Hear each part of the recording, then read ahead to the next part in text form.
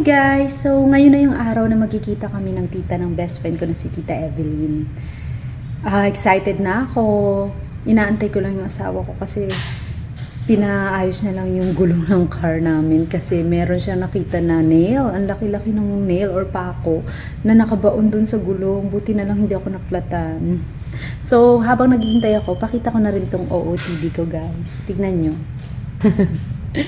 Grabe guys, no? Sa ukay-ukay ko lang nabili to. Kala mo naman yayamanin. Nakakatuwa. $2 lang siya. Ito lang yung pahamak itong puson na to eh. Kaya kailangan extra effort mag-workout pa rin talaga, no? At syempre, dumisiplina sa lamon. So excited na ako guys!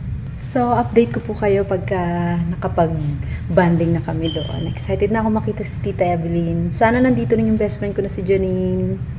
Bye!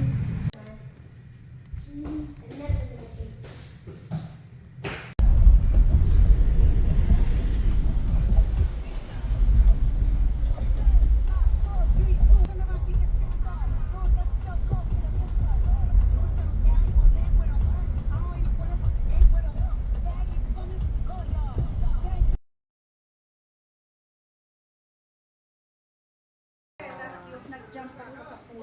Sa